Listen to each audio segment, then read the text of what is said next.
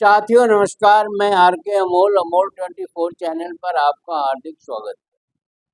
बिजली से दुर्घटनाओं की श्रृंखला कम नहीं हो पा रही। वैसे बरसात में ही ज़्यादा दुर्घटनाएं, विद्युत दुर्घटनाएं होती हैं, लेकिन एक श्रृंखलाबद्ध तरीके से जो है विद्युत दुर्घटनाएं घटित हो रही हैं, जिसके बारे में न सरकार गंभीर है, न विभाग गंभीर है और न ही अन्य गंभीर। अभी लखनऊ में बक्सी के तालाब के इलाके में इटौजा उप केंद्र के भिखारीपुर कोल्ड स्टोरेज के पास दिनांक 14 दिन बृहस्पतिवार को सुबह 11 बजे एक संविदा कर्मी गौरव द्वारा 11 केवी फीडर खोलने के दौरान पोल से नीचे गिर जाने के कारण अस्पताल में मृत्यु हो गई।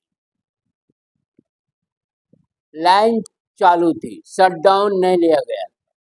अब कहा जा रहा है कि कहीं इलाके में जनरेटर चल रहा था, जिसके फीडबैक से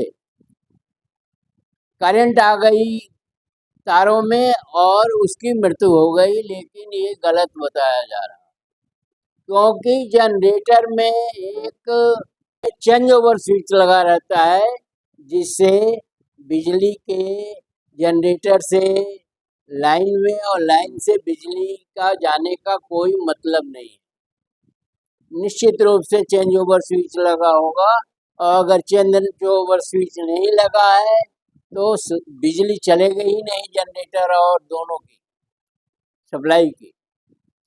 तो ऐसी स्थिति में ये कहना अज्ञानी पब्लिक को समझाया जा रहा है या अपना आरोप, अपने ऊपर लगने वाले आरोप को ट्रांसफर किया जा रहा है। पहली बात तो ये है कि संविदा कर्मी को 11 के भी लाइन पर चढ़ाना चाहिए। संविदा कर्मी जो है पोल पर चढ़ने के लिए अधिकृत ही नहीं है। संविदा कर्मी तो अथराइज्ड पर्सन नहीं है या स्किल्ड नहीं है, तो उसे पोल पर कैसे चढ़ा दिया गया? ये तो विभाग की गलती है या जेई की गलती है या एसडीओ, जो भी हो। तो इस तरह से शटडाउन लेने का भी जिक्र किया जा रहा है।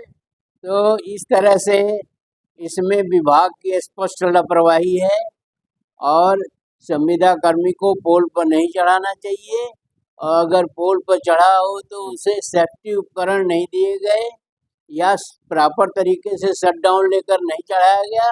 जो भी है वो तो जांच के पश्चात ही ज्ञात होगा।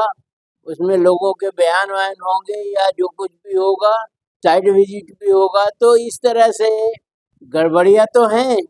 सरकार अपॉइंटमेंट नहीं करने देती या कंपनियां जो है प्रॉपर स्टाफ का अपॉइंटमेंट नहीं करते। पूरी व्यवस्था जो है, बिजली की व्यवस्था ध्वस्त है।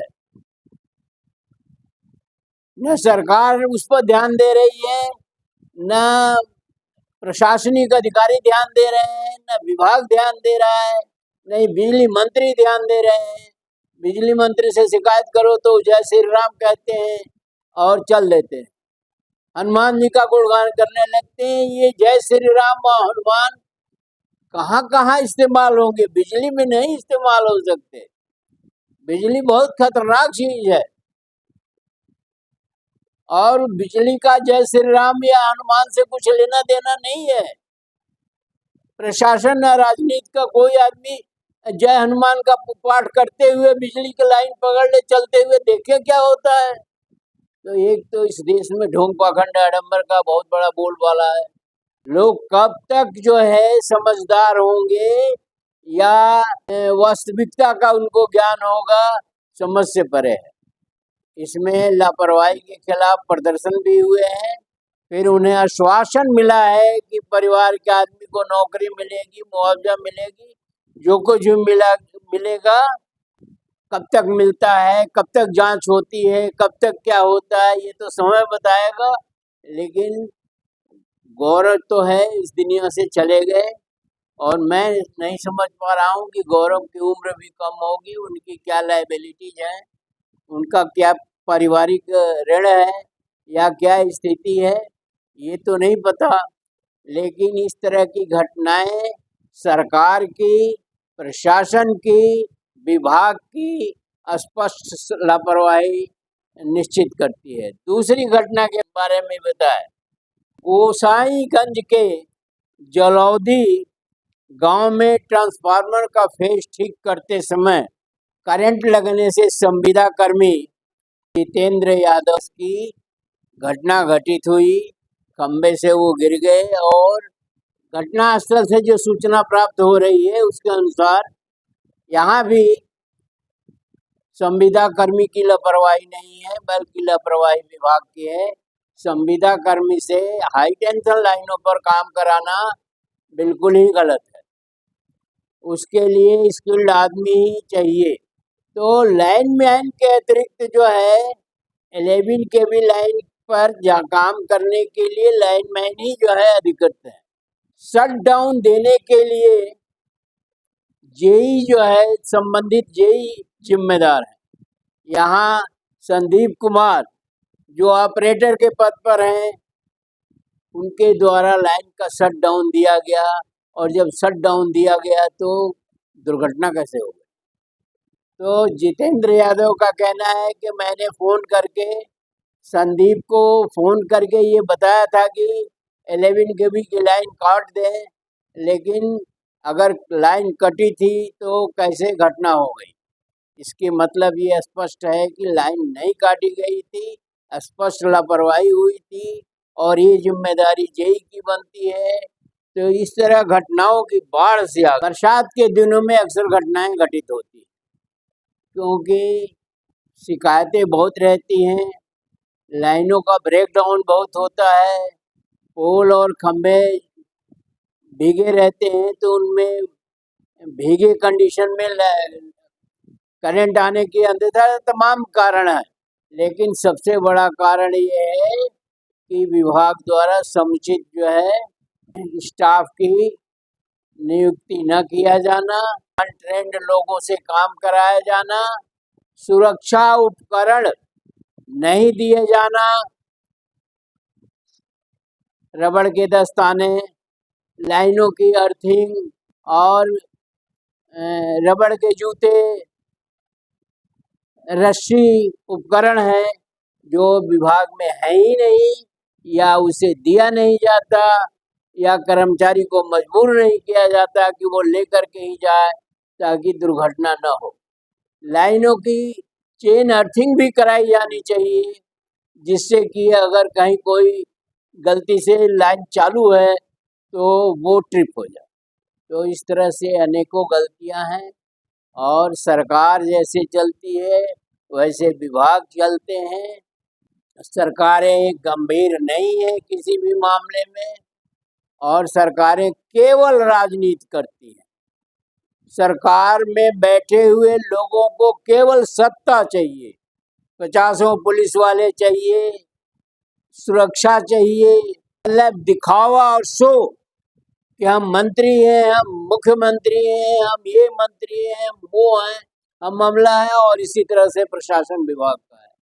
पता नहीं इस देश में पुरानी प्रथाएं कब तक चलती रहेंगी, पुरानी चीजें कब तक चलती रहेंगी। हर कोई अपनी जिम्मेदारी से भागना चाहता है, हर कोई दिखावा करना चाहता है, प्रदर्शन करना चाहता है कि हम मंत्री हैं, हमारे पास हमारी सुरक्षा में इतनी पुलिस लगी हुई है, डीएम साहब ने एडीएम साहब ने हमारी खातिरदारी नहीं करी या हमारी बात नहीं मानी या जो कुछ भी है। तो इतनी राजनीति गंदी हो चुकी है, लापरवाह हो चुकी है, इस तरह से बेपरवाह हो चुकी है, इन्हें अपनी जिम्मेदारियों का कोई एहसास नहीं है और सिर्फ दिखावा के अलावा और कुछ नहीं। ऐसी स्थिति पहले नहीं। आज प्रशासनिक अधिकारी राजनीतिज्ञों के सामने नतमस्तक है। आज विभाग के उच्च अधिकारी राजनीतिकों के सामने नतमस्तक है और उनके साथ एक कारिंदे की तरह से व्यवहार किया जाता है। तो काम कहाँ से होगा? काम करने के लिए तो स्टेमिना चाहिए, काम करने के लिए समर्पण चाहिए, काम करने के लिए आस्था चाहिए, काम करने के लिए शौक चाहिए। आस्था मीन्स शौक ही हुआ, पर यहाँ मंदिर में आस्था होनी चाहिए, यहाँ मंदिर में समर्पण होना चाहिए। पत्थर की मूर्ति जो है वो काम करती है, न कि आदमी काम करता है। इसके बारे में और कुछ ज़्यादा नहीं कहा जा सकता। ये दो दुर्घटनाएं तो सिर्फ लखनऊ और लखनऊ के आसपास की हैं। इस तरह की अनेकों दुर्घटनाएं पूरे प्रदेश में घटित होती रहती हैं, और इस प्रदेश का तो बंटवारा भी नहीं होता है।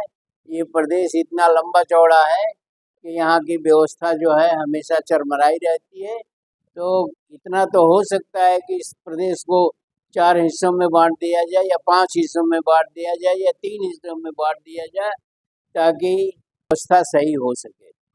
वीडियो बहुत सारगर्भित है, वीडियो को पढ़िए, कमेंट बॉक्स में हमें भी बताइए क्या सही है क्या गलत है, और अगर चैनल को सब्सक्राइब न किया हो तो सब्सक्राइब कर लीजिए। वीडियो को शेयर और लाइक करना न भूलें। धन्यवाद। जय भारत, जय संविधान।